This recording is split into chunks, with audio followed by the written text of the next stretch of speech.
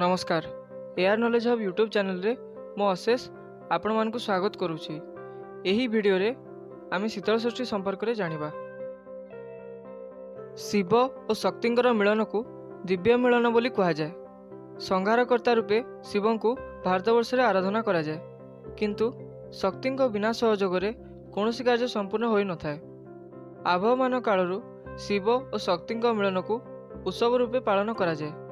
शिव और पार्वती महामिलन अर्थात विवाह पर्व को शीतल षष्ठी रूपे पालन करा जाए। किंवदंती उल्लेख अछि जे तारकासुर को वध करने निमंते शिवंक विवाह अत्यंत आवश्यक बोली देवता माने जानिथिले, किंतु से समय रे शिवंकर प्रथम स्त्री दक्ष कन्या सतींक स्वर्गावास जोगु शिव गभीर तपस्या बुड़ी रही, किंतु पुणी थरे शिवं को आसक्त करने महाशक्ति हिमालय कन्या रूपे जन्मग्रहण करथिले। पार्वती कठोर तपस्या थिला शिवं को वर रूपे पाइबा पई एवं एही तपस्या रे शिव संतुष्ट होई पार्वती को विवाह करथिले। ज्येष्ठ मास शुक्ल पक्ष पंचमी तिथि रे शिव और पार्वती विवाह होइतिबार किंवदंती उल्लेख अछि। सेही दिन देवदंपति विवाह उत्सव अनुष्ठित हुए।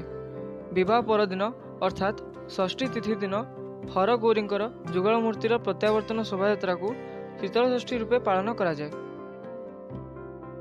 जेहेतु एही यात्राटी वर्षा ऋतु आरंभ होता है, जहा फल रे वर्षा जोगु धरित्री माँ शीतल होइतांती, सेथिपाई एही यात्राटी को शीतल षष्ठी यात्रा बोली कहा जाए।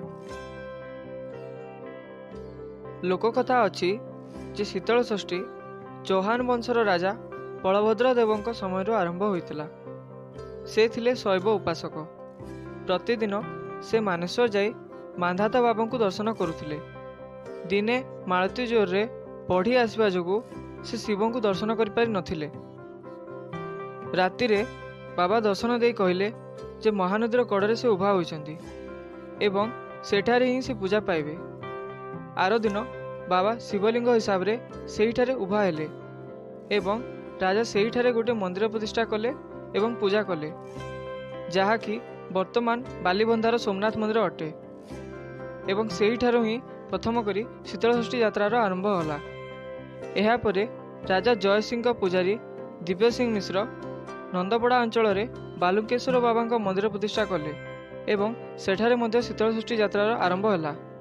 तापरे झाड़ुआपड़ा अंचल रे गोकुलानंद बेहेरा शीतल षष्ठी यात्रार आरंभ करथिले।